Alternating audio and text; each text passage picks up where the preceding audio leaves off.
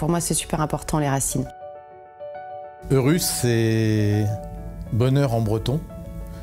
À l'origine, ça s'écrit E-U-R-U-S. Et le H devant, c'est pour humanité. J'ai une histoire en fait en lien avec notamment les personnes âgées et depuis toujours en fait, moi mon rêve c'était d'être directrice d'une maison de retraite. La réflexion qui a été la mienne a été de dire qu'il y avait quelque chose à créer entre la résidence service senior avec seulement des services d'hôtellerie et l'EHPAD. Et donc l'idée, ça a été d'intégrer les services d'accompagnement aux gestes de la vie quotidienne, l'accompagnement à la personne, à l'intérieur de nos résidences services seniors. Puis à ceux qui vont se projeter dans « aujourd'hui je vais bien, mais je veux trouver un endroit où je me sente en sécurité et où je sache qu'en fait je peux me poser pour de nombreuses années et potentiellement j'aurais peut-être même pas besoin en fait de quitter ».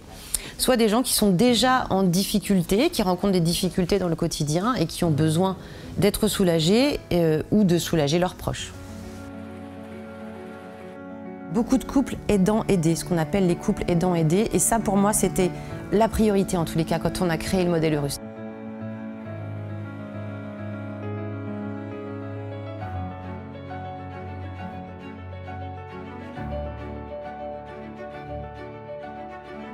Apporter à ces aînés quelque chose qui leur permette de bien vieillir. Permettre en tous les cas aux résidents de gagner en liberté. C'est pas parce que ton corps devient plus fragile, plus fatigué, que tu n'as plus le droit de choisir en fait.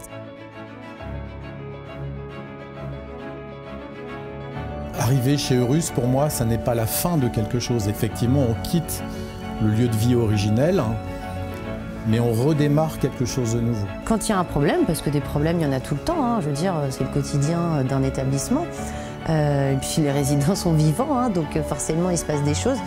Les problèmes, en fait, on les règle. Qu'est-ce que je trouve beau ? Le quotidien, en fait.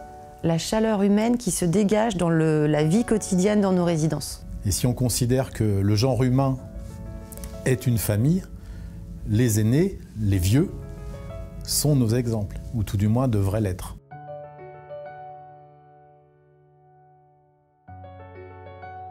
Vie avec un grand V.